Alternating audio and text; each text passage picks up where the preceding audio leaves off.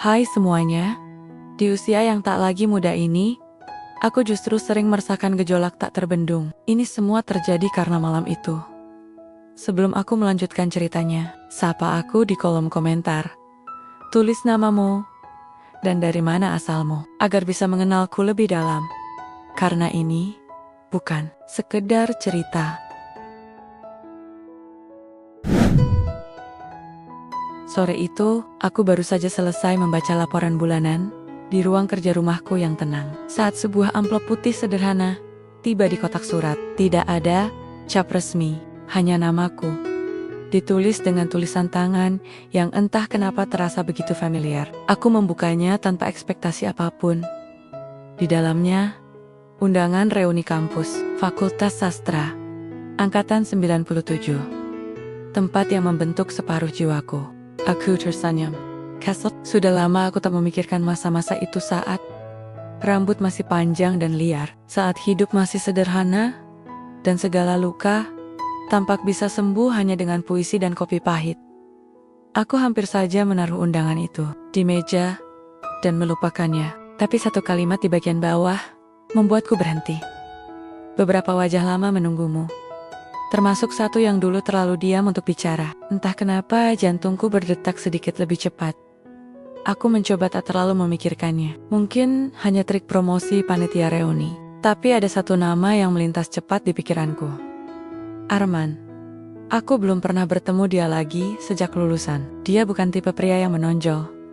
Tapi ada sesuatu dalam dirinya yang membuatku sulit melupakan. Dulu dia penjong humoris dengan cara kering dan selalu tampak seperti menyimpan terlalu banyak hal dalam kepala. Aku sering memperhatikannya saat kuliah, terutama saat dia menulis di buku catatannya. Entah apa yang dia tulis, mungkin puisi, mungkin perhitungan kehidupan yang tak pernah bisa diselesaikan. Dan sekarang, setelah lebih dari 2 dekade, nama itu kembali muncul dari sudut ingatan, bersamaan dengan rasa penasaran yang tak semestinya masih ada di usia ini. Aku menatap bayanganku. Rambutku kini disanggul rapi. Kulit mulai menunjukkan tanda waktu, tapi mataku masih memancarkan api yang sama. Mungkin sedikit lebih lelah, tapi belum padam. Sebagian diriku berkata untuk diam di rumah, menolak nostalgia. Tapi ada sisi lain, sisi yang masih percaya bahwa masa lalu tak pernah benar-benar selesai. Malamnya, aku berdiri lama di depan lemari, mencari gaun yang tak terlalu formal, tapi cukup memberi kesan. Aku memilih yang biru tua, dengan potongan sederhana, elegan, seksi tanpa mencoba.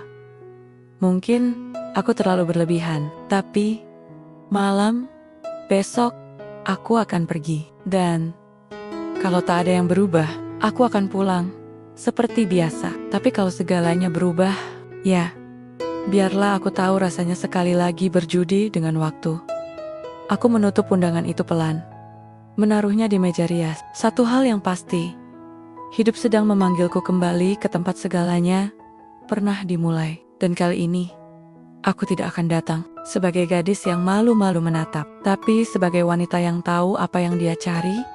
Reuni itu diadakan di sebuah hotel butik kecil yang disewa khusus malam itu. Cukup mewah untuk membuat siapapun merasa istimewa, tapi tetap hangat, seperti kenangan masa kuliah dulu. Saat memasuki ruangan, musik lawas mengalun pelan, orang-orang tertawa. Sebagian sudah mabuk nostalgia, sebagian mabuk anggur. Aku berdiri di dekat pintu beberapa saat, membiarkan mataku menyesuaikan cahaya dan pikiranku menyesuaikan kenyataan. Banyak wajah berubah. Sebagian tak ku kenali sampai mereka menyebut namanya, tapi mereka menyambutku hangat, dengan pelukan dan tepukan di punggung, seolah waktu benar-benar meluruhkan luka dan kecanggungan. Lalu aku melihatnya.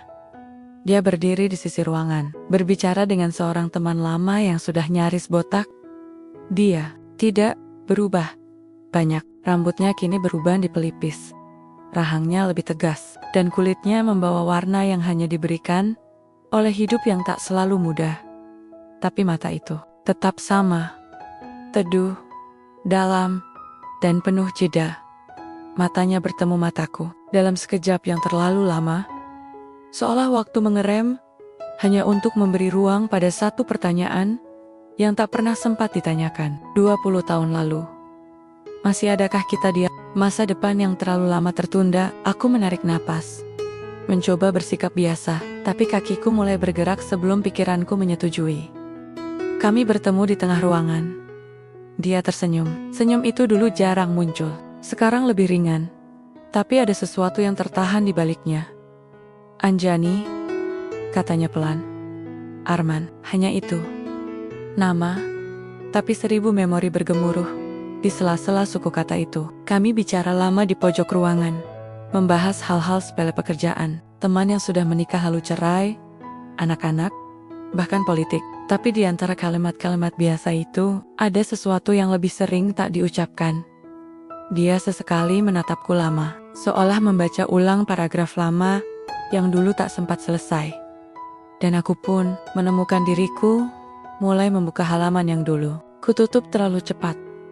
Di tengah obrolan, dia tiba-tiba berkata, "Aku pikir kamu gak bakal datang." Kenapa? "Karena kamu bukan tipe orang yang suka kembali ke masa lalu." Aku tersenyum kecil. Mungkin aku cuma ingin tahu, apakah masa lalu pernah ingin aku kembali? Dia diam, matanya menatapku dalam. Lagi-lagi, tak ada kata, tapi dada ini seperti dihantam pelan oleh sesuatu yang selama ini kutahan. Rasa penasaran yang belum pernah mati. Malam makin larut, musik berganti jadi lebih lambat. Dan sebagian orang mulai pamit. Kami tidak menari, tidak juga saling bersentuhan. Tapi saat kami berdiri di balkon kecil di luar ruangan itu, menikmati sebatang rokok yang dia tawarkan, ada keheningan yang jauh lebih jujur dari kata-kata. "Anjani," katanya pelan, "kalau aku bilang, aku pernah menyesal. Nggak pernah bilang sesuatu 20 tahun lalu. Kamu masih mau dengar sekarang?" Aku menatapnya. Angin malam menyibak sedikit rambutku. "Kalau kamu masih berani mengatakannya sekarang, aku berani mendengarkannya." Dan disinilah aku berdiri, di ujung percakapan yang belum selesai, di tengah malam yang terasa terlalu pendek, untuk dua hati yang menua sendirian, entah ini awal atau pengulangan. Tapi sesuatu telah bergerak dalam diriku malam ini. Sesuatu yang lama sekali terkubur. 3 minggu setelah reuni itu, Arman datang ke rumahku. Tidak dengan bunga atau kata manis, hanya sebuah pesan singkat sore itu. "Aku lewat daerah rumahmu. Boleh mampir sebentar?" Aku tidak menjawab langsung, tapi aku juga tidak menolak. 15 menit kemudian, deru mobil terdengar di luar pagar. Seperti biasa diam-diam, dan tiba-tiba dia hadir di hidupku. Lagi. Aku mempersilakannya masuk ke dalam rumah. Kami duduk di ruang tamu, meminum teh yang sudah lama mendingin. Karena obrolan yang terlalu nyaman untuk diakhiri. Topiknya berputar dari hal ringan, sampai yang menyentuh luka lama tentang kesendirian setelah kehilangan. Tentang malam-malam panjang, tanpa seseorang untuk diajak berbagi cerita. Dan tentang ketakutan untuk merasa lagi. Aku pikir, aku sudah selesai dengan perasaan seperti ini, katanya. Tatapannya jauh menembus kaca jendela. Aku juga, jawabku. Tapi hidup kadang punya cara sendiri untuk menggolok-olok rencana kita. Langit mendadak berubah kelabu. Hujan turun tiba-tiba. Deras sekali. Angin membuat tirai menari pelan. Aku mengajaknya ke balkon di lantai 2 tempat favoritku menyesap kopi sambil membaca buku di pagi hari. Di sanalah kami berdiri, berdampingan, dalam diam, memandangi hujan seperti sepasang orang asing yang saling mengenal terlalu lama. Derasnya air dari langit membuat udara terasa dingin. Tapi tubuhku hangat, bukan karena teh, tapi karena dia. Lalu dia memegang tanganku. Genggaman yang awalnya ragu, lalu menguat, hangat dan, untuk pertama kalinya, terjadilah kegiatan itu. Kami saling beradu jurus kuncian. Apa yang terjadi malam itu, tidak perlu kuceritakan, tapi yang pasti, pagi harinya, dia masih ada. Terlelap, damai. Dan untuk pertama kalinya, dalam bertahun-tahun, aku bangun tanpa merasa sendiri. Aku menyentuh pipinya pelan. Dan dia membuka matanya. "Kamu menyesal?" bisikku. Dia menggenggam jemariku, mencium punggung tanganku lalu menjawab, "Kalau ini salah Macha, ini satu-satunya kesalahan yang terasa benar." Kami tidak membicarakannya lagi hari itu. Tidak ada kesepakatan. Tidak ada pengakuan. Tapi sejak malam hujan itu, sesuatu berubah. Bukan karena tubuh kami sudah saling mengenal, tapi karena kami telah melampaui batas yang dulu kami takuti. Dan kini, garis itu tak bisa dihapus begitu saja. Hubungan yang dimulai dengan kejujuran diam, kadang berakhir dalam kebisuan yang menyakitkan. 2 hari setelah malam itu, Arman masih mengirim pesan. Sederhana tapi hangat. Sudah makan? Atau hujan lagi? Ingat balkonmu. Tapi kemudian, pesan itu mulai berkurang, lalu menghilang. Awalnya aku mencoba memahami. Mungkin sibuk, mungkin urusan kerja, mungkin butuh waktu. Tapi saat 1 minggu berlalu, dan aku tak lagi mendapat kabar darinya. Bukan hanya hatiku yang gelisah, tapi juga pikiranku. Aku duduk berjam-jam di depan ponsel, menatap notifikasi kosong, menahan gengsi untuk tidak lebih dulu menghubungi. Tapi akhirnya aku kalah. Aku kirim pesan singkat. Apa kabar Arman? Dan dia hanya membalas setelah 5 jam. Baik. Maaf. Banyak urusan. Itu saja. Tidak lebih. Aku mulai mempertanyakan semuanya. Apa malam itu hanya pelarian, pelampiasan, emosi sesaat dari 2 orang kesepian yang kebetulan saling nyaman? Tapi kalau memang itu saja, mengapa dia datang dengan cara begitu dalam? Mengapa menatapku seperti seseorang yang benar-benar ingin tinggal? Aku mencoba tetap tenang. Kupaksa diri untuk sibuk, kembali ke ritme kerja, memeriksa laporan bisnis, bertemu klien. Tapi setiap kali aku membuka laptop di ruang kerja, aroma tubuhnya masih terasa samar di bantal kursi. Dan saat aku berdiri di balkon, angin masih membisikkan jejak malam hujan itu. Akhirnya aku menghubunginya lagi, kali ini dengan suara. Nada dering itu terasa seperti dentang kematian yang lambat. Dan saat suaranya terdengar di ujung sana, suaraku hampir patah. Arman, kamu kenapa? Hening. Kenapa menjauh? Dia menarik napas. Lama. Berat. Bukan karena kamu.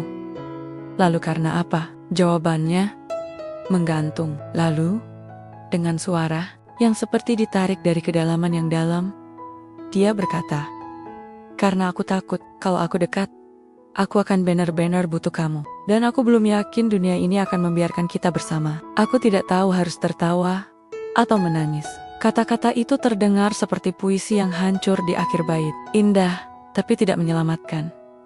Setelah itu, kami tak berbicara lagi. Our heart kembali sunyi, tapi kali ini bukan sunyi yang nyaman. Ini seperti duduk di ruang tamu setelah pesta usai kursi kosong, gelas-gelas bekas, dan musik yang masih berputar meski tak ada yang mendengarkan. Aku berdiri di depan cermin malam itu, mengenakan jubah tidur satin berwarna gading. Kulitku yang mulai kendur tapi masih hangat, tersentuh cahaya lampu. Aku menyentuh leherku sendiri, seolah mencoba menghapus sisa rasa yang masih tertinggal dari ciumannya. Kalau kamu ingin pergi, kenapa harus datang begitu dalam? Bisikku sendiri. Tapi seperti biasa, tak ada jawaban. Dan mungkin inilah cinta. Dewasa bukan tentang siapa yang datang paling cepat, tapi siapa yang bertahan setelah badai datang. Dan saat ini, aku bahkan tak tahu apakah badai itu sudah lewat atau baru saja mulai. Masa lalu itu seperti bayangan. Tak peduli seberapa jauh kau berjalan, ia tetap mengikutimu. Kadang samar, kadang begitu jelas, hingga membuatmu ingin menoleh ke belakang. Lagi, pagi itu, aku sedang duduk di kafe langganan, tidak jauh dari kantor yayasan yang kuurus. Hanya ingin menenangkan diri setelah malam-malam yang sepi. Sinar matahari memantul di cangkir cappuccinoku, dan udara dingin Juli menusuk perlahan ke kulit lengan yang tak tertutup sempurna oleh blus tipis yang kupakai. Dan saat aku mengangkat wajah, aku melihatnya. Reza, mantan suamiku. Kami bercerai 3 tahun lalu, tanpa skandal, tanpa teriakan, hanya diam panjang yang akhirnya pecah menjadi kejujuran yang menyakitkan. Kami tak lagi saling memilih. Perpisahan kami bukan badai, tapi kekeringan yang mematikan segalanya perlahan. Dia mendekat, duduk tanpa diminta, masih dengan gayanya yang santai, sok akrab seperti biasa. Aku dengar kamu ketemu Arman di reuni, katanya tiba-tiba. Tanpa basa-basi, aku menatapnya. Alis sedikit terangkat. Ya, Memangnya kenapa? Dia tersenyum kecil. Tapi aku mengenal senyum itu. Bukan senyum yang jujur, itu senyum seseorang yang tahu sesuatu dan sedang menunggu momen untuk menjatuhkan bom. Dia pernah kerja sama bisnis sama aku beberapa tahun lalu. Kamu tahu, aku menggeleng pelan. Reza mengaduk kopinya lambat, menatapku dengan sorot mata seperti dosen yang akan memberi nilai jelek pada makalah mahasiswa yang terlalu percaya diri. Dia orang yang cerdas, tapi berantakan. Waktu itu, kami coba bangun perusahaan digital bareng. Ide besar, tapi cara dia terlalu bebas. Akhirnya bubar. Aku rugi besar. Dan dia pergi begitu saja. Aku mengerutkan kening. Pergi begitu saja, tanpa pamit, tanpa tanggung jawab. Uang banyak yang hilang, tapi yang paling bikin kesal aku pikir, dia sengaja bikin semuanya kacau. Ada motif aneh di balik semua itu, seolah dia mau membuktikan sesuatu padaku. Aku diam, tapi hati mulai tak tenang. Ada yang mengendap di dada. Rasa curiga yang tidak kuundang. Reza melanjutkan. Jadi wajar kalau aku heran, dari semua pria yang bisa kamu temui. Kenapa dia? Aku ingin membela Arman. Ingin berkata bahwa pria yang Reza bicarakan tidak sama dengan pria yang duduk bersamaku di balkon malam itu. Pria yang menggenggam tanganku, seolah aku satu-satunya jangkar dalam hidupnya yang terapung. Tapi kata-kata itu tak keluar, karena tiba-tiba saja yang muncul di kepalaku bukan kenangan indah, tapi jeda panjang di layar ponselku. Pesan yang tak dibalas, keheningan yang terlalu cepat datang setelah kedekatan yang terlalu dalam. Apa mungkin dia mendekat karena tahu aku adalah celah masuk ke masa lalu yang ingin dia balas? Reza sendok kecilnya dan berdiri. Aku cuma ingin kamu hati-hati. Arman itu bukan sekadar mantan partner. Dia punya sisi yang kamu mungkin belum lihat. Setelah dia pergi, aku masih duduk lama di kafe itu. Menatap meja kosong di hadapanku, hatiku mulai mempertanyakan sesuatu yang bahkan belum sempat ku jawab. Apakah cinta yang datang setelah luka benar-benar murni, atau hanya topeng dari dendam yang manis? Aku tak tahu, tapi malam itu, untuk pertama kalinya sejak kami bersama, aku memimpikan Arman. Dan dalam mimpi itu, dia berjalan menjauh, tanpa menoleh, membawa sesuatu yang entah apa mungkin hatiku. Sudah hampir 2 minggu, sejak pertemuanku dengan Reza di kafe. 2 minggu tanpa satupun kabar dari Arman. Tidak ada pesan, tidak ada telepon, tidak ada tanda. Kupikir aku akan terbiasa, bahwa aku bisa kembali menjalani hari-hari biasa, seperti sebelum semua ini dimulai. Tapi nyatanya, diam itu lebih menyakitkan, ketika kau tahu apa yang kau rindukan sedang berdetak di luar sana dan memilih untuk tidak mendekat.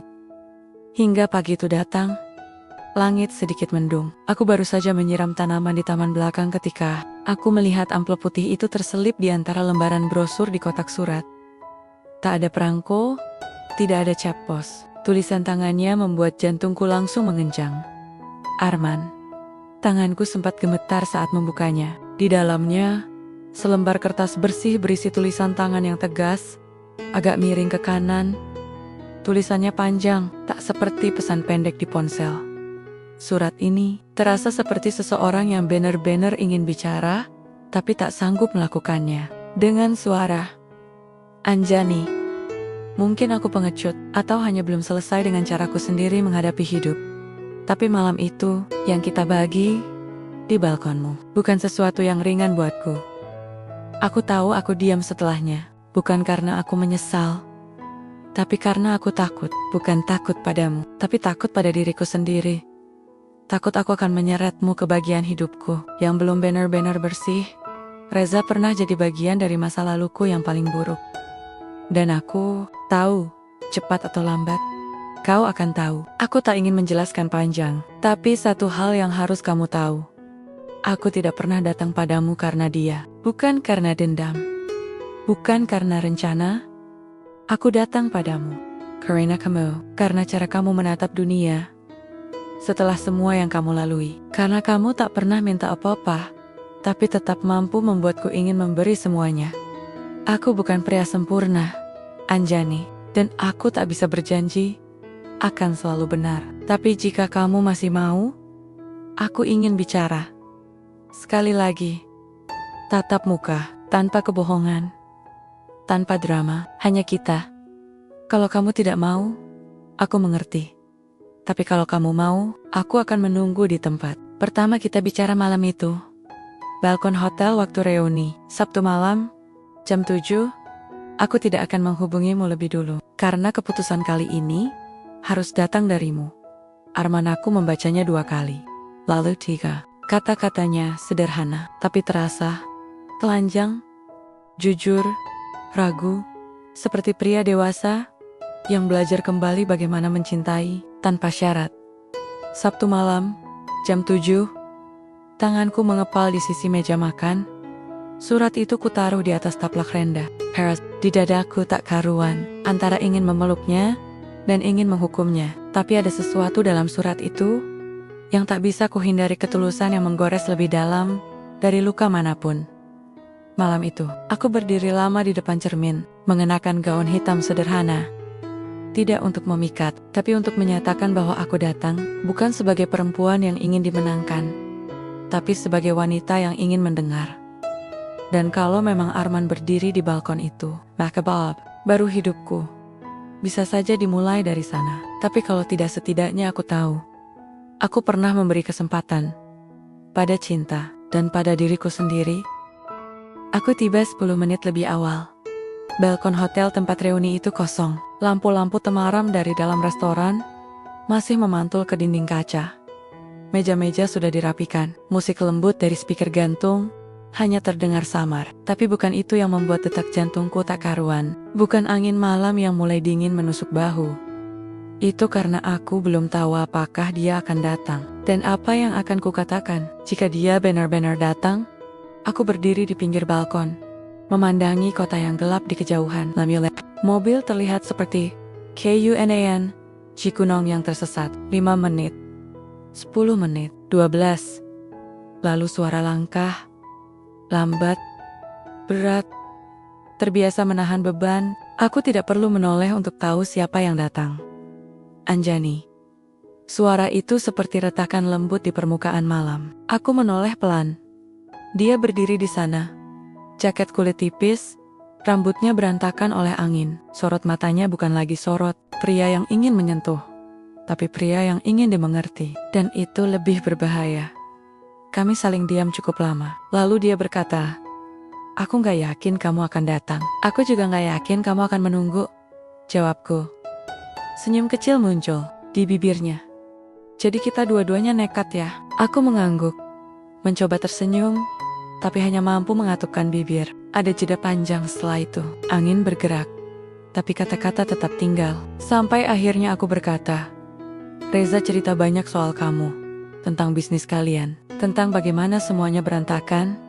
Dia mengangguk, tak membela diri, tak menyangkal. Aku gak akan bohong, aku memang membuat kesalahan. Waktu itu, aku masih terlalu keras kepala, terlalu ingin membuktikan sesuatu, dan terlalu mudah meledak. Aku pikir, aku tahu cara membangun, tapi aku hanya menghancurkan.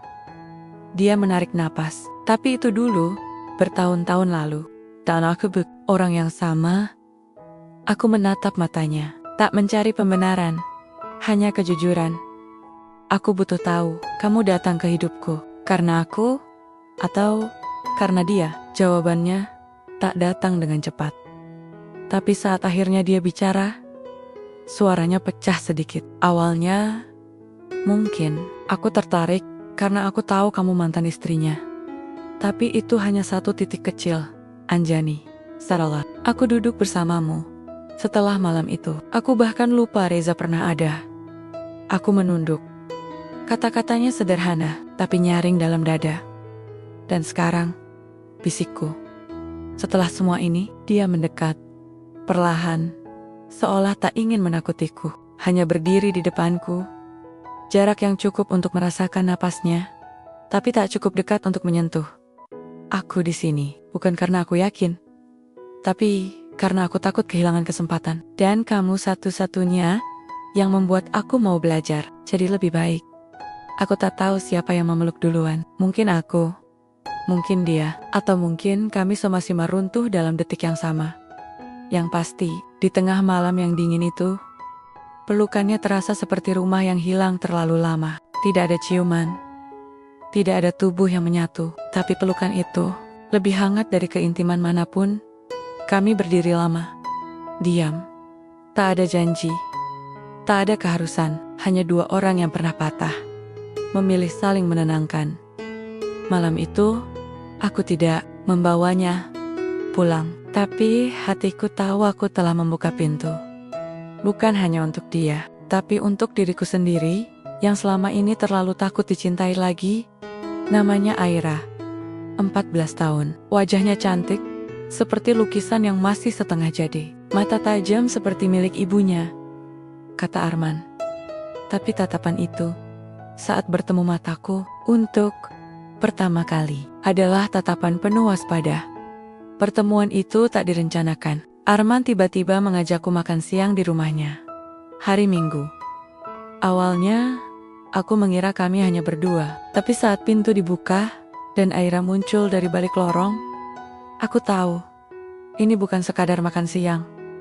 Ini ujian. Aira, ini Tante Anjani, kata Arman pelan.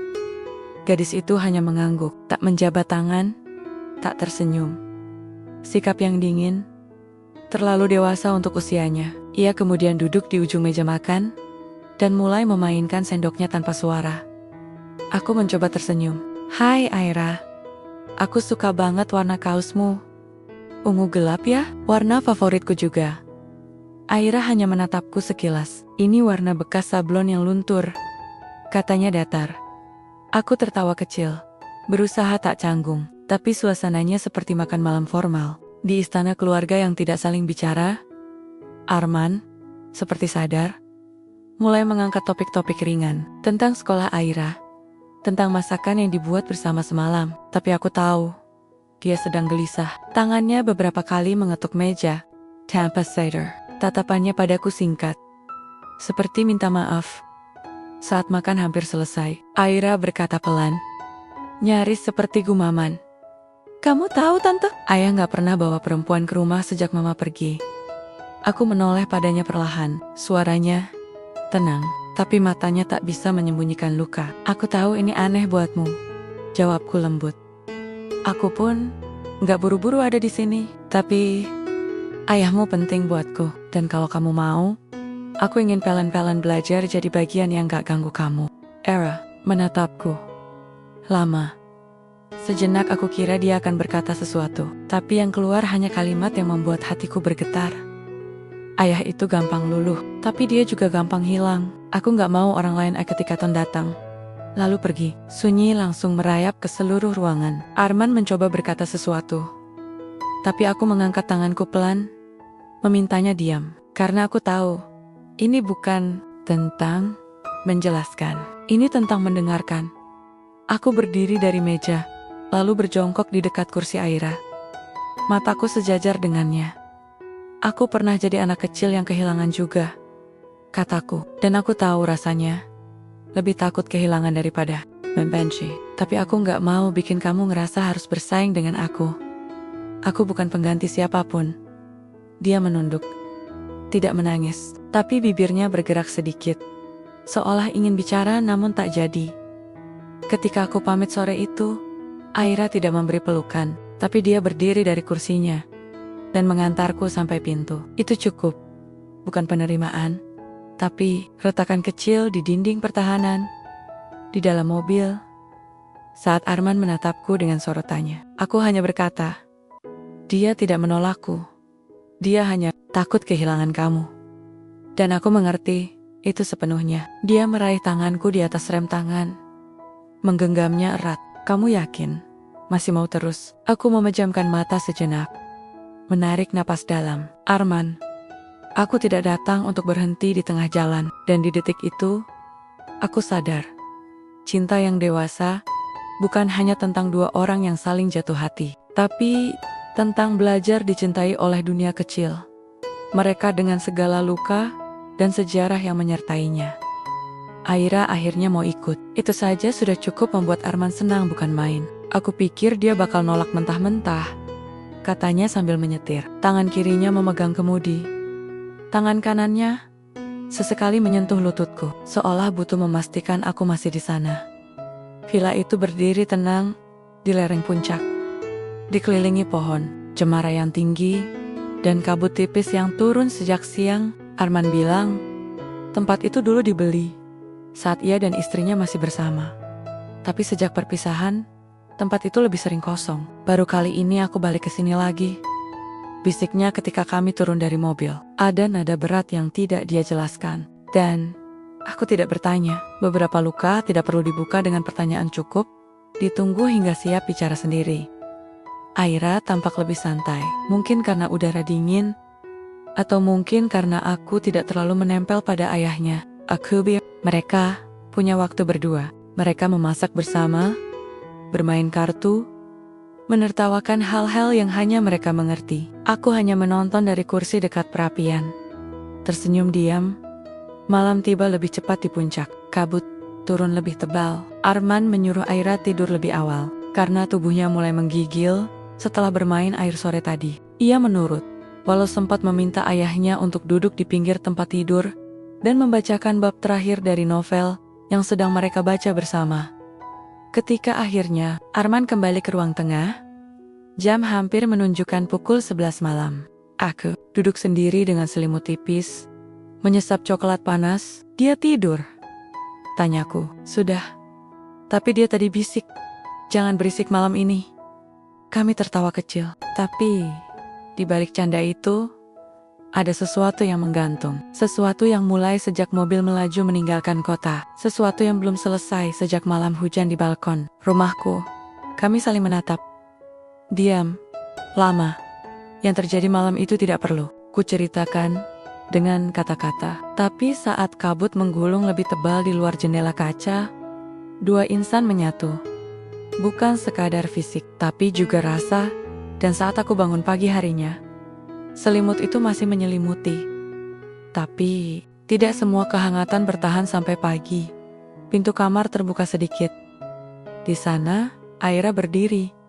Wajahnya pucat, matanya tidak merah, karena tangis justru terlalu tenang. Terlalu dingin, Aira. Aku langsung bangun dari tempat tidur, menarik selimut menutupi tubuhku. Dia tidak berkata apapun, hanya melihat kami sejenak. Lalu menutup pintu pelan, tidak membantingnya, tidak memaki. Tapi keheningan itu jauh lebih menyakitkan dari teriakan manapun. Arman terduduk. Wajahnya terpukul. Ya Tuhan, aku hanya bisa menatap pintu yang kini tertutup rapat. Napasku terengah bukan karena malam yang baru dilewati, tapi karena pagi yang membawa lebih dari sekadar penyesalan. Bukan karena salah tidur di ranjang yang salah, tapi karena kami terlalu lupa bahwa cinta orang dewasa seringkali menyisakan luka pada yang belum siap dewasa. Hari itu, sarapan sepi. Aira tak berkata apa-apa sepanjang jalan pulang ke Jakarta. Arman mencoba bicara, menjelaskan, membujuk, tapi gadis itu seperti menutup seluruh jendela dirinya. Dan aku dan dia hanya bisa mengetuk dari luar, dengan harapan yang menggantung. Dan aku tahu, malam itu bukan hanya tubuh yang saling menyatu, tapi juga batas yang tanpa sadar telah kami langgar. Keheningan yang kubawa dari villa itu tak pernah benar-benar pergi. Aira tidak berbicara padaku sejak pagi ia melihat kami di kamar. Tidak sepatah kata pun, bahkan pesan balasan singkat yang biasa muncul di WhatsApp grup keluarga kecil buatan Arman, kini kosong. Lebih menyakitkan lagi, Arman pun mulai diam. Bukan dingin, tapi seperti seseorang yang sedang berjalan di atas tambang tipis antara menjadi ayah dan menjadi pria yang mencintai perempuan. Ia masih menemuiku. Kadang datang ke rumah, tapi tak pernah menginap. Sentuhannya pelan, ragu, seperti hendak menarik diri setiap kali menyentuh kulitku. Matanya lelah, tatapannya seperti orang yang mulai bertanya-tanya, apakah cinta yang tumbuh dari usia dan luka memang layak diperjuangkan? Sampai akhirnya semuanya pecah, tanpa peringatan, tanpa aba-aba. Hari itu aku mampir ke rumah Arman, membawa makanan kesukaan, Aira spaghetti saus krim, yang dulu ia puji diam-diam saat kami pertama kali makan bersama. Kupikir aku bisa memulai lagi. Pelan-pelan, tapi saat ku buka pintu aku mendengar suara tinggi dari arah kamar. Suara Aira. Aku benci dia, ayah gak ngerti. Kenapa harus dia? Kenapa sekarang? Langkahku terhenti, nafasku tercekat. Arman menjawab pelan, seperti menahan pecah yang lebih besar. Ini bukan salah siapa-siapa, Aira. Tapi kenapa kamu gak mikirin aku? Era memetong, suaranya pecah. Kamu bilang aku penting. Tapi kamu tidur sama dia di rumah Keta, di villa mama. Di tempat kenangan aku dibesarin. Dan saat itu aku tahu, bukan aku yang ia benci. Ia membenci kehilangan. Kehilangan yang datang dengan bentuk baru, rasa baru, dan ketakutan bahwa cinta baru ayahnya akan menyingkirkan masa lalu yang belum sempat ia sembuhkan. Aku mundur pelan, tanpa suara. Tak ingin mendengar lebih jauh, tak ingin menginjakan kaki lebih dalam ke ladang luka yang belum sempat pulih. Tapi sebelum aku mencapai pintu keluar, suara Arman menghentikanku. Anjani panggilnya. Pelan, tapi penuh. Aku menoleh. Ayah berdiri di lorong, wajahnya memerah.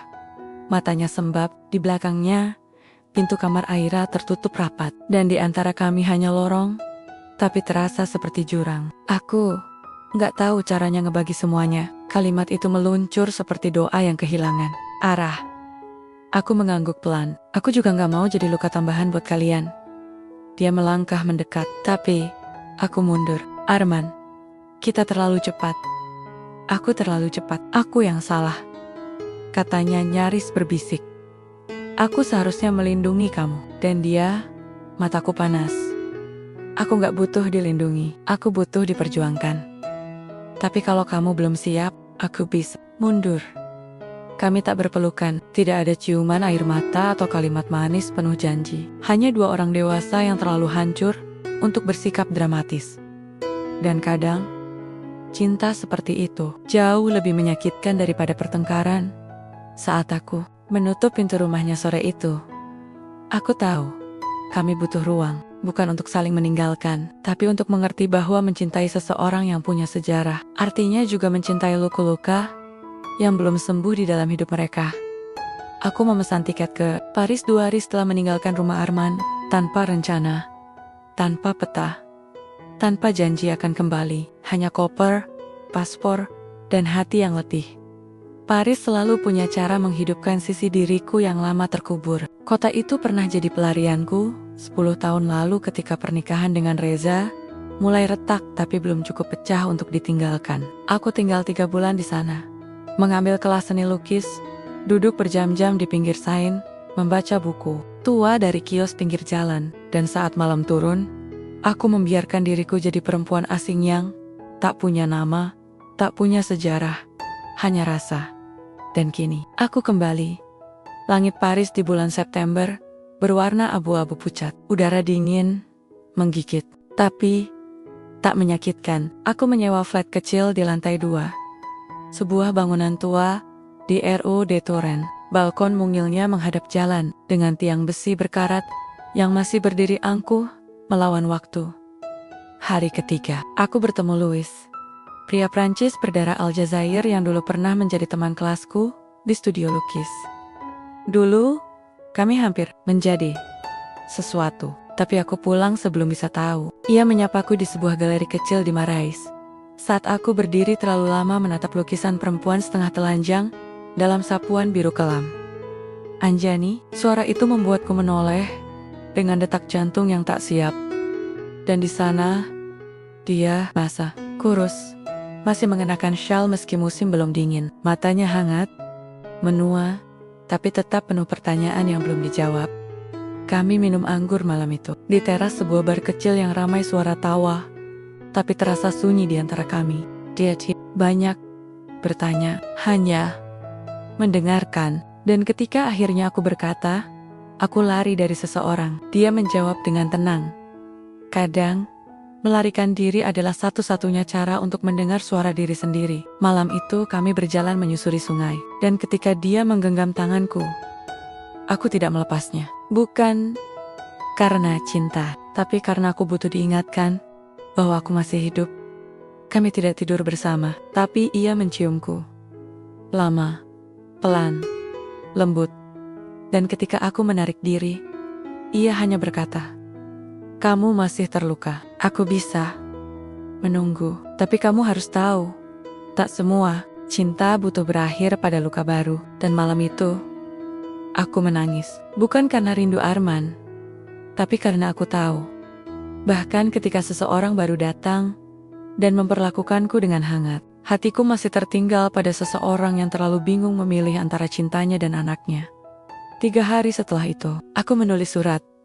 Bukan untuk Louis, tapi untuk Arman. Arman, aku tahu kamu bingung.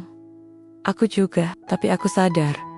Yang paling menyakitkan bukan kehilanganmu, tapi kehilangan diriku saat mencoba menyamakan langkah denganmu. Aku tidak marah, tapi aku butuh tahu. Ketika kita bertemu lagi nanti, kamu datang sebagai pria yang tahu apa yang dia perjuangkan, bukan hanya sebagai ayah yang menyesal. Kalau kamu belum sampai di titik itu, aku akan tetap berjalan sendiri. Aku tidak tahu apakah surat itu akan sampai. Aku bahkan tidak yakin apakah aku benar-benar ingin dia membacanya. Tapi aku tahu, menulisnya menyelamatkan diriku. Dan di Paris yang samar, aku belajar satu hal. Kadang kita harus menjauh, bukan untuk meninggalkan, tapi untuk tidak kehilangan siapa diri kita di tengah cinta yang terlalu berat. Sudah 2 minggu sejak surat itu kukirim dari Paris. Setiap pagi, saat duduk di kafe kecil yang sama, sambil menyeruput kopi hitam tanpa gula, aku membuka email, memeriksa notifikasi ponsel, bahkan berharap ada pesan suara, tapi tidak ada. Arman tetap diam. Lucunya, justru dari seseorang yang tak kuduga, pesan itu datang.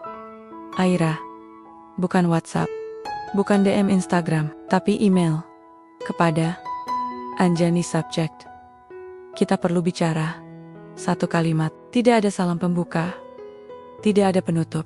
Cedak, Ada, emoji. Tapi kalimat itu mengguncangkan seluruh pertahananku. Dia tidak perlu menulis panjang, cukup 1 kalimat, dan aku langsung membeli tiket pulang ke Jakarta keesokan harinya. Bandara Soekarno-Hatta terasa lebih gerah dari biasanya. Langit Jakarta suram, mencerminkan perasaan yang tak menentu. Aku tidak langsung pulang ke rumah, tapi menginap semalam di hotel kecil di Menteng. Koperku masih tertutup. Aku hanya duduk menatap langit-langit, bertanya-tanya, kenapa Aira ingin bertemu, dan kenapa Arman tidak mengatakan apapun. Esok siangnya, aku tiba di kafe kecil di bilangan Kemang, tempat yang Aira pilih. Bukan tempat fancy, hanya warung kopi modern, dengan musik love pelan, dan jendela besar yang menampilkan jalanan panas. Dia sudah duduk di sana, sendiri, dengan minuman dingin yang tampaknya belum disentuh. Rambutnya diikat sederhana, matanya lebih dewasa. Dari terakhir kali aku melihatnya, aku hampir gak kirim email itu, katanya. Sebelum aku sempat duduk, aku menelan ludah. Tapi kamu kirim. Dia mengangguk. Malam itu, waktu di villa, aku marah, tapi juga bingung. Bukan karena kalian tidur bareng, tapi karena aku merasa ditinggal. Aku tidak berkata apa-apa, menunggu. Setelah kamu pergi, ayah kayak kosong. Lanjutnya, dia tetap ada secara fisik, tapi pikirannya kayak hilang. Dia ngelamun terus, dia bahkan pernah nangis malam-malam di kamar. Aku dengar, aku mengepalkan tangan di bawah meja. Aku sadar, aku gak benci kamu. Aku cuma takut ayah berubah. Dan aku takut kehilangan satu-satunya orang yang masih mau dengar aku, Aira. Suaraku nyaris retak. Kamu enggak salah. Aku yang salah karena terburu-buru, karena lupa bahwa mencintai seseorang yang punya anak berarti juga belajar mencintai dunianya. Dia menggeleng pelan. Aku tahu kamu bukan orang jahat, tapi hubungan kamu sama ayah nggak bisa berjalan kalau aku terus di tengah-tengah kayak benteng. Aku menatap matanya. Terus, dia menyesap minumannya, lalu berkata pelan, aku nggak janji bakal bisa langsung terima kamu. Tapi kalau kamu masih mau, kita mulai dari awal. Plan. Dadaku sesak oleh sesuatu yang mirip dengan harapan. Dan saat aku hendak bertanya tentang Arman, Aira menarik napas dalam. Ayah belum tahu. Aku ketemu kamu hari ini. Tapi aku tahu dia sayang kamu. Dia cuma terlalu takut buat nyakitin aku lagi. Dia belum jawab suratku. Kataku perlahan. Aira tersenyum kecil. Mungkin dia belum berani. Tapi sekarang kamu tahu. Dia bukan satu-satunya yang baca surat. Itu. Aku tidak menangis. Tapi hatiku pecah dalam diam. Kami tidak berpelukan. Tapi saat aku berdiri untuk pergi, Aira berdiri juga dan untuk pertama kalinya, dia menyentuh lenganku. Singkat, ringan, tapi cukup untuk bilang aku tidak lagi menolakmu sepenuhnya. Butuh keberanian lebih untuk pulang ke rumah setelah percakapan dengan Aira. Tapi untuk pertama kalinya sejak lama, langkahku terasa ringan. Ada sesuatu yang belum sepenuhnya pulih, tapi aku tahu ada pintu yang mulai terbuka.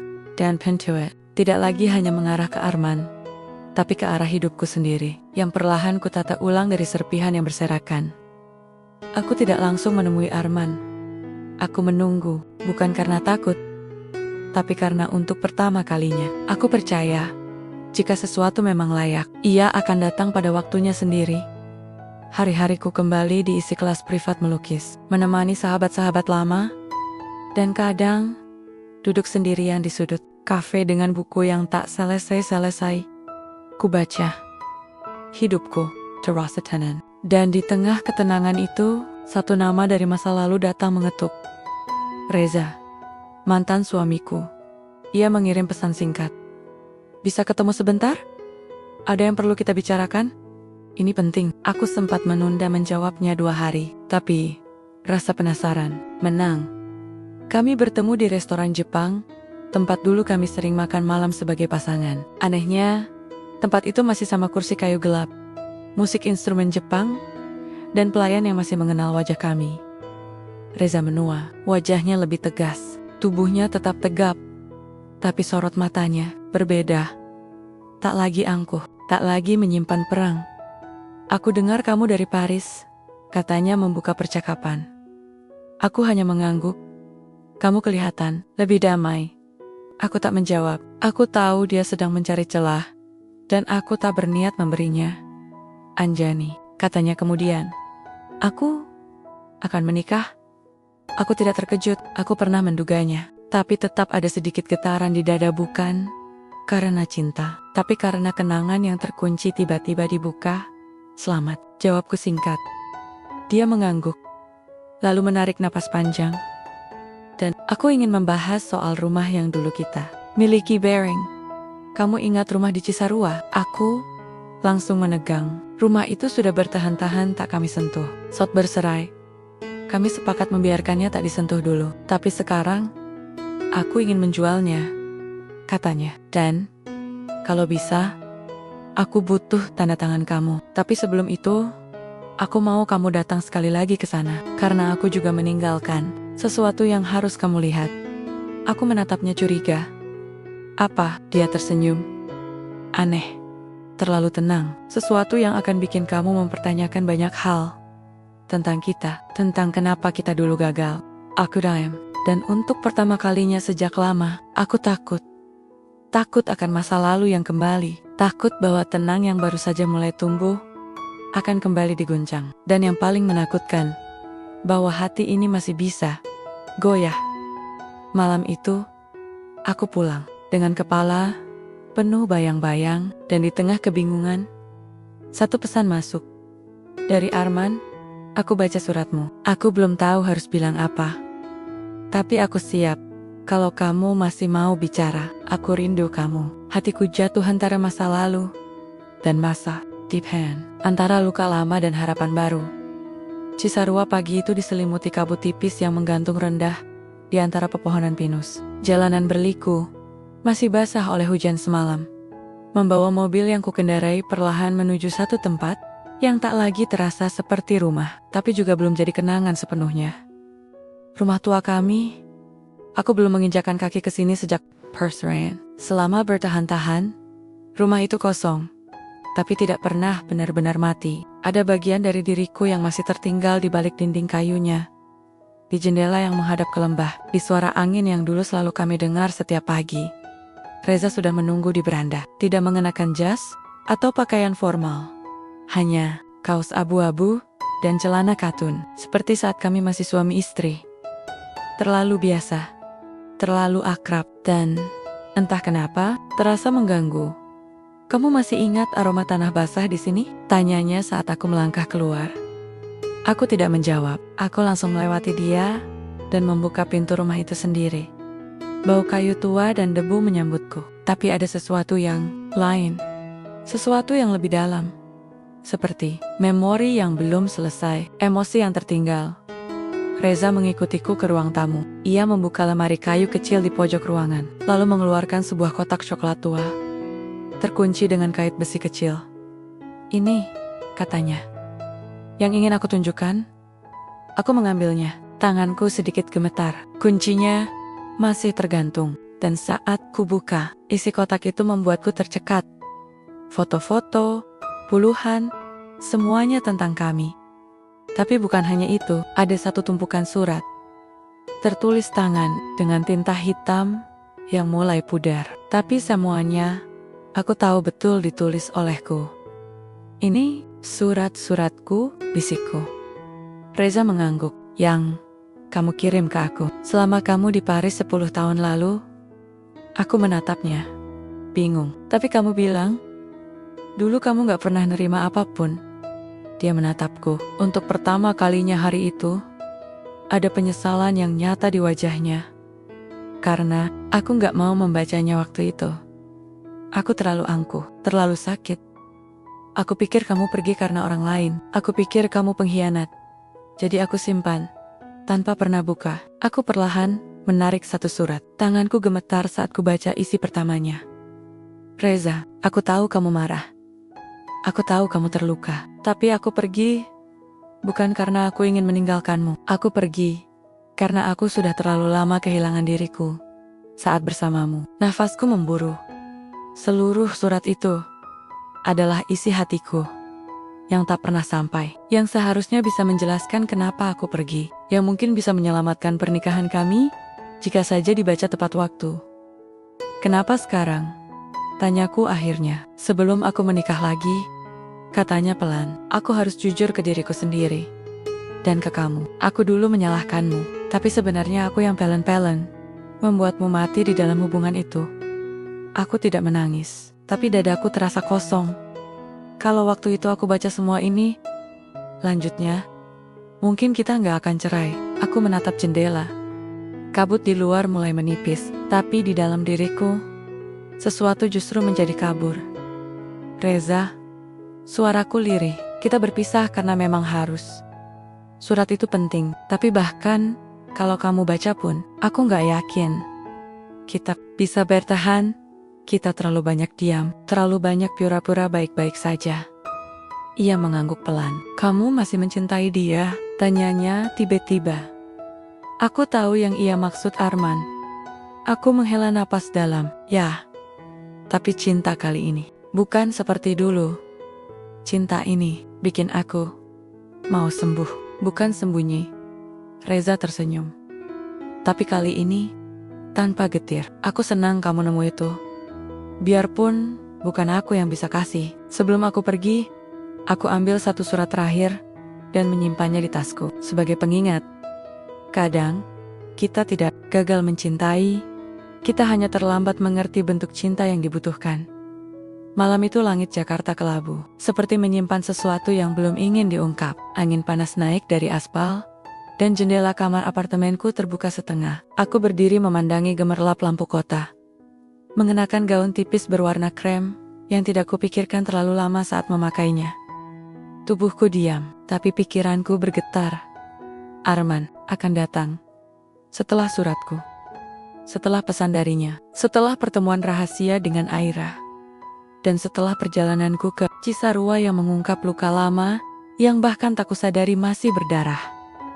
Pukul 8:05, ketukan di pintu. Aku membuka. Dan di sana dia, Arman, dengan wajah yang tak lagi ragu.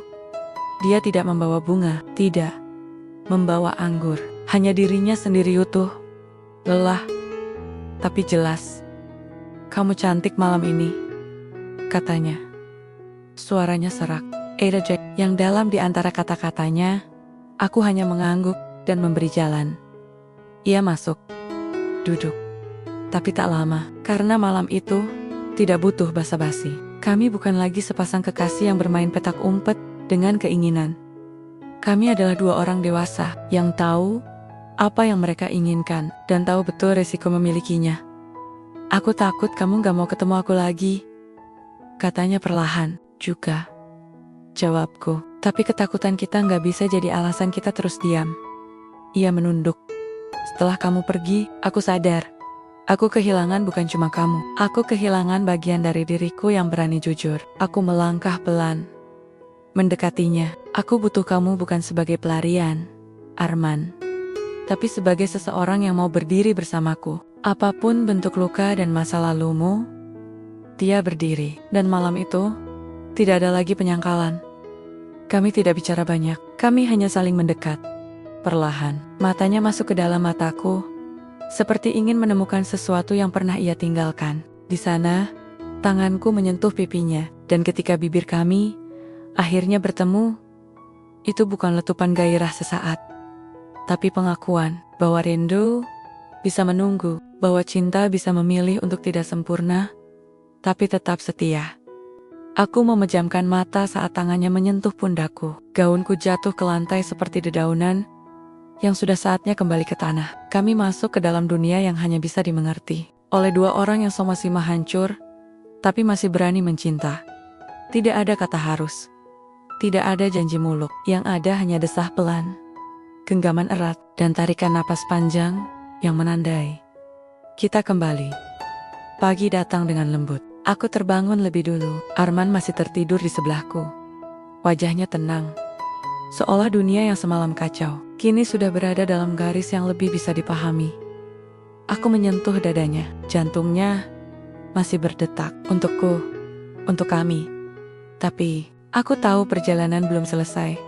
Di atas meja, ponselku menyala pelan. Satu pesan masuk, bukan dari Arman, bukan dari Aira, tapi dari nomor yang tidak kusimpan. Bu Anjani, saya sekretaris hukum keluarga Pak Reza. Mohon kabarnya, ada dokumen penting yang harus ibu ketahui sebelum penandatanganan surat jual beli rumah Cisarua. Aku menatap pesan itu lama, lalu menatap Arman yang masih tertidur.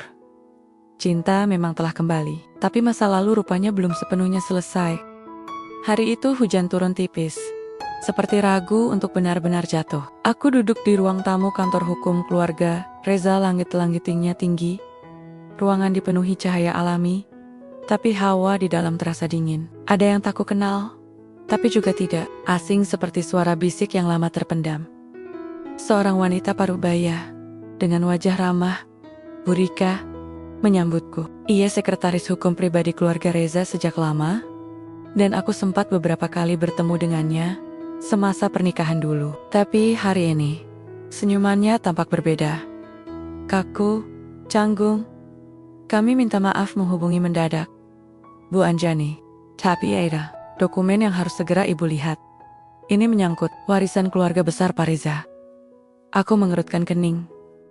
Warisan? Dia mengangguk, lalu menyerahkan map krem dengan segel kecil yang sudah dibuka sebelumnya. Tanganku meraih map itu. Dengan ragu, di dalamnya ada fotokopi beberapa dokumen, surat tangan, dan yang membuat napasku tercekat, sebuah surat dengan tulisan tangan Ibunda Reza. Ibunda yang selalu anggun, tegas, tapi juga dingin padaku. Aku mulai membaca. Anjani, jika surat ini sampai padamu, berarti aku telah tiada, dan itu mungkin satu-satunya alasan aku cukup berani berkata jujur. Aku tahu, aku bukan mertua yang baik, tapi lebih dari itu, aku menyimpan rahasia yang membuatmu dan Reza tak pernah bisa benar-benar saling menemukan. Rumah di Cisarua bukan hanya milik kalian. Itu adalah rumah kelahiran Reza. Dan di sanalah aku mengasingkan ayah kandung Reza, seorang pria yang tak pernah kamu kenal. Reza bukan anak kandung dari suamiku. Ia adalah hasil dari hubungan lamaku yang kututup rapat demi menjaga martabat keluarga. Dan aku menyembunyikan itu seumur hidup. Bahkan dari Reza sendiri. Mungkin karena rasa bersalah, Aku jadi terlalu menekan kalian, terlalu menuntut, terlalu ikut campur. Tapi sekarang aku sadar, itu semua menghancurkan pernikahanmu. Kau pergi karena merasa tak pernah cukup diterima. Dan itu salahku. Rumah itu seharusnya milikmu. Karena hanya kamu yang pernah menghidupkannya dengan cinta. Tanganku gemetar. Saat menyelesaikan bacaan itu, ada sesuatu yang bergeser dalam diriku. Seolah masa lalu yang selama ini kupikir penuh kegagalan, menyimpan kebenaran yang sengaja dikunci. Aku mendongak menatap Bu Rika, yang wajahnya tampak bersalah. Kenapa baru sekarang? Tanyaku. Surat ini disimpan dalam brankas pribadi almarhumah. Baru boleh dibuka setelah proses penjualan rumah disepakati. Tapi setelah beliau wafat sebulan lalu, kami menemukan surat ini bersama surat wasiat lain. Dan ada perintah khusus. Rumah Cisarua sepenuhnya dialihkan atas nama ibu. Sebagai bentuk pertanggungjawaban terakhir beliau, aku terdiam. Ini bukan soal rumah, bukan soal warisan, tapi soal pengakuan tentang luka yang tak pernah dibicarakan dan cinta yang tak pernah diberi tempat. Dalam perjalanan pulang, pikiranku berkecamuk. Aku merasa seperti menemukan puzzle besar yang menjelaskan kenapa dulu aku dan Reza seperti orang asing di tempat yang seharusnya jadi rumah. Saat aku tiba di apartemen, Arman sedang duduk di sofa, membaca buku dengan kacamata yang baru kugandrungi belakangan ini, membuatnya terlihat lebih dewasa dan menenangkan. Kamu pulang lebih cepat, katanya sambil tersenyum. Aku duduk di sebelahnya, menyandarkan kepalaku di bahunya. Aku baru tahu, ternyata ada yang lebih rumit dari cinta. Dia tertawa kecil. Apa? Rahasia keluarga. Aku lalu menceritakan semuanya. Dari surat Ibunda Reza, pengakuannya, hingga hak milik rumah yang kini menjadi milikku sepenuhnya. Arman mendengarkan dalam diam. Tak menilai. Setelah aku selesai, ia berkata pelan, mungkin inilah yang kamu butuh tahu, agar kamu bisa benar-benar menutup pintu masa lalu. Aku menatapnya, dan untuk pertama kalinya sejak lama, aku merasa bebas. Bebas dari rasa bersalah, bebas dari pertanyaan kenapa gagal, bebas dari bayangan bahwa aku bukan perempuan cukup baik untuk dicintai. Seutuhnya, malam itu kami duduk berdua dalam diam yang nyaman. Tak perlu saling mengisi kekosongan dengan kata, karena kami tahu masing-masing sudah melewati cukup banyak luka untuk tahu. Kedekatan sejati tidak selalu butuh penjelasan. Pagi itu langit cerah, tapi jiwaku tidak. Arman baru saja pamit, mencium keningku sebelum pergi ke studio. Ia tampak ringan, tenang, dan itu membuatku bahagia. Tapi juga waspada, karena di hidupku, tenang jarang bertahan lama. Aku sedang menyeduh kopi ketika suara bel pintu terdengar 3 kali. Cepat, tergesa. Ketika kubuka, Aira berdiri di sana. Wajahnya pucat, rambutnya sedikit berantakan, dan matanya seperti mata anak kecil yang tersesat dan menolak dihibur. Aku tahu aku gak sopan datang tiba-tiba, katanya cepat. Aku hanya mempersilahkan dia masuk, tanpa banyak basa-basi. Kami duduk berseberangan. Aku meletakkan cangkir di depannya, tapi dia tidak menyentuhnya. Aku baru dari makam ibuku, katanya tiba-tiba. Aku mengangguk pelan, dan aku baru tahu tentang seseorang, tentang seorang pria. Aku menatapnya, mencoba tetap tenang. Tentang siapa, Ra? Dia menggigit bibir bawahnya, sebelum akhirnya berkata, ibuku pernah punya hubungan dengan Arman. Deg. Waktu seakan berhenti. Aku tak tahu mana yang lebih mengejutkan, pernyataan itu, atau kenyataan bahwa aku tidak langsung menyangkalnya. Aku gak ngerti. Maksudmu, dulu? Iya, katanya, sebelum dia menikah dengan ayahku. Sebelum aku lahir, aku baru tahu dari surat-surat yang ibu tinggalkan. Ada banyak, dan hampir semuanya untuk pria yang dia sebut A. Jantungku berdetak lebih cepat. Dan kamu yakin itu Arman? Aira mengangguk. Di salah satu surat, dia menyebut namanya lengkap. Arman Dwi Haryanto. Dia cinta pertamanya. Cinta yang gak pernah selesai. Dan sekarang, dia bersamamu. Aku mencoba menarik napas, tapi dada ini sempit. Arman, dengan ibunya Aira, kenapa kamu cerita ini ke aku? Tanyaku pelan. Kamu marah, kecewa, matanya berkaca-kaca. Tapi nadanya tidak marah, justru lelah. Karena aku gak tahu harus apa. Karena aku sayang kamu. Karena aku tahu kamu bukan orang jahat. Dan karena kalau aku gak cerita sekarang, aku akan terus merasa seperti hidup di tengah kebohongan. Kami sama-sama diam, lama. Di kepalaku, semua potongan waktu bersama Arman mulai bergeser. Bukan berubah jadi kebohongan, tapi berubah jadi tanya. Apakah ini alasan Arman begitu mengerti Aira? Apakah ini alasan ia sering menghindar saat bicara tentang masa lalunya yang jauh? Apakah hubungan kami lahir dari jejak cinta yang belum tuntas? Dia gak pernah cerita ke aku soal ini, kataku lirih. Berarti dia juga mungkin gak tahu surat-surat itu masih ada, jawab Aira. Atau dia menguburnya rapat. Sore itu Aira pergi tanpa menyentuh kopinya. Dan aku duduk di sana, sendiri, dengan jantung yang berat dan hati yang terbuka pada luka baru. Malamnya, Arman pulang seperti biasa, membawa roti favoritku dan senyum yang hangat. Tapi, aku hanya menatapnya. Arman, bisikku. Aku ketemu Aira tadi. Wajahnya langsung berubah, tegang, siaga. Dia bilang, kamu pernah mencintai ibunya. Dia tak menjawab. Dan di diamnya, aku tahu itu benar. Aku tak marah, bukan karena aku tidak cemburu, tapi karena aku tahu masa lalu bisa menjadi lubang yang kita tutupi terlalu lama, sampai kita lupa itu masih menganga. Aku mencintainya, katanya akhirnya. Suaranya pelan, nyaris tak terdengar. Tapi dia yang pergi, tanpa penjelasan, tanpa pamit.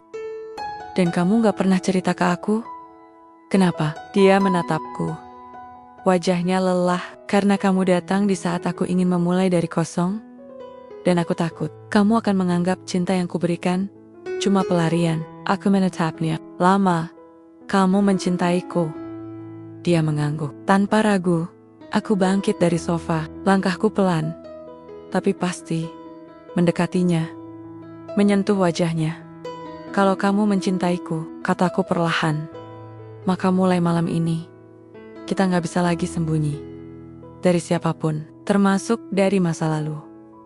Malam itu, tak ada pelukan, tak ada ciuman. Hanya dua orang dewasa yang memutuskan. Kalau ingin bersama, maka harus berani membuka luka. Aku tak tidur malam itu. Pikiran ini terlalu ramai. Suara-suara dalam kepalaku bertabrakan satu sama lain. Suara logika, suara luka, suara rindu, dan suara takut kehilangan. Arman tertidur di kamar tamu. Bukan karena aku mengusirnya, tapi karena kami bersepakat diam-diam untuk memberi jarak. Dan anehnya, jarak itu tak membuatku tenang, justru membuat semua terasa lebih nyata. Esok paginya, aku duduk di meja makan, tak sarapan, hanya menatap kosong jendela yang memantulkan bayangan wajahku. Aku tampak asing di mata sendiri. Arman muncul dari balik pintu, dengan wajah lesu dan rambut acak yang entah kenapa masih membuat hatiku bergetar. Kita harus bicara, katanya. Aku mengangguk. Aku tahu. Kami duduk saling berhadapan, seperti dua orang yang sedang berunding soal nasib hubungan yang sudah terlalu banyak luka untuk diabaikan. Aku gak akan berbohong, katanya. Suaranya pelan tapi tegas. Aku mencintai ibunya Aira. Dulu, kami muda, liar, dan terlalu yakin dunia bisa kami kendalikan. Tapi dia meninggalkanku tanpa penjelasan. Waktu itu aku pikir, aku bukan cukup baik buat dicintai. Luka itu bertahan-tahan gak sembuh, sampai kamu datang. Aku menatapnya. Lalu kenapa kamu gak pernah cerita? Dia menghembuskan napas dalam. Karena aku ingin cinta ini murni, gak ada bayang-bayang masa lalu. Tapi ternyata aku salah. Karena diam justru membuatmu harus menemukan semuanya dari orang lain. Dan kamu tahu siapa Aira sejak awal? Pertanyaanku tajam. Bukan karena marah, tapi karena aku butuh tahu seberapa besar kebohongan yang kusebut cinta ini. Dia menunduk. Aku kiraga. Tapi aku gak pernah benar-benar yakin sampai kamu cerita soal ibunya. Wajah Aira ada potongan wajah yang familiar, tapi aku gak berani mengakuinya. Aku menggeleng. Jadi kamu dekat denganku, dekat dengan Aira. Tanpa tahu pasti, dia memejamkan mata. Aku mencintaimu, Anjani. Tapi, aku juga manusia. Aku bingung, takut, dan bodoh. Aku menahan air mata, tapi ia tetap tumpah. Bukan karena marah, tapi karena ini adalah cinta yang tumbuh di atas luka yang tak dibereskan.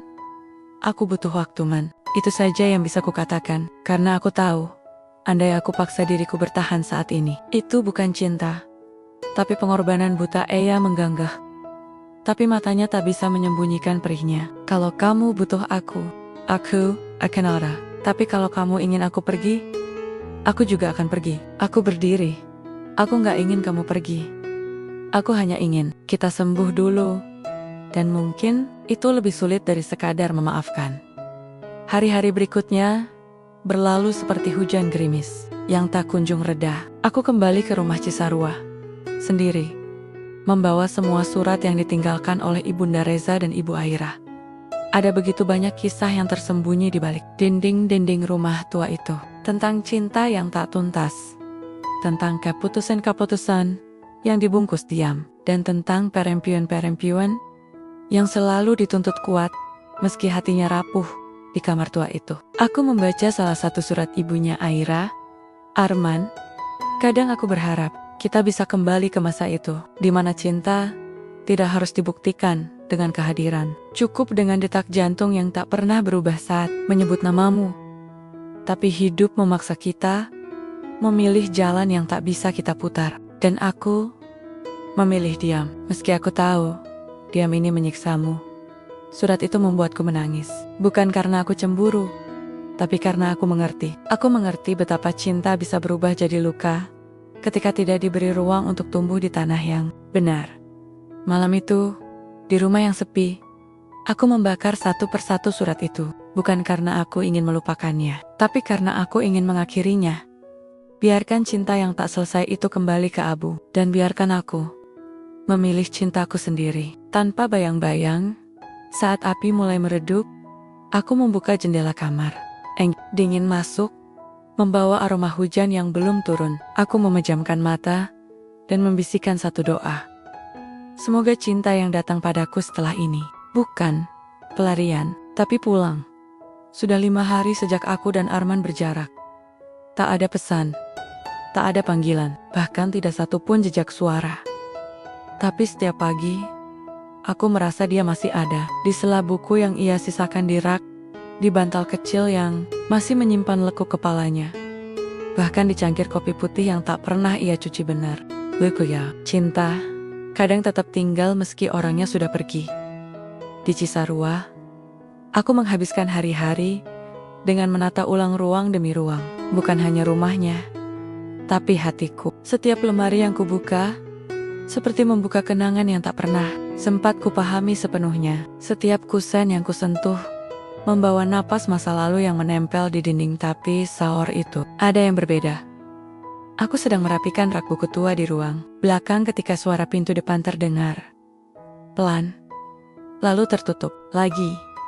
Jantungku refleks berdebar, langkah kakiku ringan, tapi gugup. Dan ketika aku tiba di ruang tamu, Arman berdiri di sana. Ia tak membawa apa-apa. Tidak tas, tidak oleh-oleh, hanya dirinya sendiri dan sepasang mata yang tampak lebih lelah dari biasanya. Kamu datang, kataku, nyaris tak percaya. Dia mengangguk. Aku gak tahan. Aku menunduk, mencoba menyembunyikan air mata yang mulai menitik tanpa peringatan. Aku tahu, kamu butuh waktu, dan aku mencoba menghormati itu. Tapi setiap malam, aku mimpi kamu bilang aku terlambat. Aku mengangkat wajahku. Kalau kamu datang buat menjelaskan semua, aku gak butuh. Aku udah ngerti, aku cuma belum tahu apa aku sanggup melanjutkan ini. Dia maju satu langkah lalu berhenti. Aku datang bukan buat menjelaskan, aku datang buat bilang, aku ingin mencintaimu. Tanpa janji, tanpa rencana masa lalu yang harus kita benarkan. Mataku berkaca-kaca lagi. Tanpa syarat, bisikku. Tanpa syarat, jawabnya mantap. Kalau kamu masih butuh waktu, aku akan tinggal di rumah belakang. Kamu bisa tetap sendiri di sini. Aku nggak akan menuntut, tapi aku ingin ada di dekatmu, menunggumu. bukan dengan paksa, tapi dengan tenang. Aku terdiam lama. Kata-katanya seperti selimut di tengah badai. Tak menjanjikan langit cerah, tapi cukup hangat untuk bertahan satu malam lagi. Aku berjalan perlahan mendekatinya, berdiri tepat di hadapannya. Arman, ya, kamu tahu, ini gak akan mudah kan? Dia mengangguk. Aku gak minta mudah, aku cuma minta cukup. Malam itu kami duduk di beranda belakang, berseberangan dengan teh yang mulai dingin. Kami tidak bicara banyak, tapi aku tahu malam itu bukan lagi tentang menjelaskan, bukan tentang menyalahkan masa lalu. Malam itu tentang dua orang dewasa yang memilih untuk tinggal, meski tahu mungkin suatu hari akan terluka lagi. Dan bukankah itu inti dari mencintai di usia seperti kami? Bukan tentang menjanjikan bahagia, tapi berani membuka pintu, meski tahu ada kemungkinan kecewa. Menjelang tengah malam, aku bangun dan menulis satu kalimat di buku harian yang lama tak kusentuh. Mencintaimu bukan soal pantas atau tidak, bukan soal siapa dulu dengan siapa, tapi tentang siapa yang masih tinggal. Bahkan saat semua alasan pergi sudah tersedia. Dan malam itu, aku tidak sendiri. Karena di rumah itu, ada dia, bukan sebagai tamu, tapi sebagai rumah kedua yang akhirnya pulang. Aku tidak tahu pasti kapan perasaanku berubah. Bukan cinta karena itu tak pernah benar-benar hilang, tapi rasa percaya. Mungkin Saat dia tak memaksa. Saat dia duduk jauh, tapi tetap hadir. Saat aku sadar, luka lama tak lagi menyakitkan. Hanya mengingatkan bahwa aku pernah sembuh. 3 minggu sejak Arman tinggal di rumah belakang. Kami hidup seperti dua bayangan yang saling mengintip. Kadang saling menyapa di pagi, kadang hanya menitipkan makanan lewat meja dapur. Tapi tidak ada yang tergesa, tidak ada yang mencoba mempercepat luka. Dan sore itu, saat hujan turun pelan, aku menyeduh 2 cangkir teh. Entah kenapa, untuk pertama kalinya sejak ia datang lagi, aku mengetuk pintunya. Arman membuka pintu dalam satu tarikan napas. Wajahnya tidak terkejut. Sialah, ia tahu aku akan datang. Cepat atau lambat, aku menyerahkan cangkir teh padanya. Dia menerimanya. Tangannya hangat. Lama sekali rasanya aku tidak merasakan sentuhan itu. Terlalu lama. Kami duduk di kursi rotan, depan jendela, menonton hujan tanpa suara. Kalau waktu bisa diulang, kataku tiba-tiba, apa kamu akan memilih tetap mencintaiku? Setelah tahu semua ini akan terjadi, dia menoleh. Tatapannya lembut, tapi dalam. Kalau waktu bisa diulang, aku akan lebih jujur. Tapi aku tetap akan jatuh cinta padamu. Berkali-kali, aku mengangguk pelan. Air mataku tak jatuh, tapi hatiku basah. Lalu dia menyentuh jariku. Pelan, nyaris seperti permintaan izin. Aku tidak menarik tangan. Aku membiarkannya tinggal di sana. Anjani, bisiknya. Boleh aku mencintaimu. Mulai dari malam ini, tanpa masa lalu, tanpa rencana masa depan, tanpa takut kehilangan lagi. Aku tak langsung menjawab. Sebaliknya, aku berdiri perlahan, mengambil napas, lalu membisikkan satu kalimat di telinganya. Boleh, kalau kamu juga siap aku tinggalkan? Saat aku tidak kuat lagi, dia terdiam, tapi tidak melepas tanganku. Malam itu, kami hanya duduk berdampingan, tak saling berjanji, tak saling memastikan, hanya tinggal. Karena kadang, cinta tidak butuh akhir yang pasti. Cukup keberanian untuk tetap duduk saat hujan belum reda. Pagi harinya, saat aku bangun, cangkir teh masih di meja. Dan di bawahnya, selembar kertas lipat kecil. Aku harus ke Jogja sebentar. Ada yang harus kutuntaskan sebelum benar-benar tinggal. Jangan tunggu aku. Tapi kalau kau masih ada saat aku kembali, maka aku tahu kamu bukan hanya rumah. Kamu adalah hidupku yang sesungguhnya. Aku menatap langit yang perlahan cerah. Dan untuk pertama kalinya, aku tidak merasa kehilangan. Aku merasa siap. Siap untuk ditinggal, siap untuk ditunggu, siap untuk mencinta tanpa syarat apapun. Dan mungkin itu cara cinta dewasa bekerja. Bukan soal siapa yang tinggal, tapi siapa yang datang kembali meski tak diminta.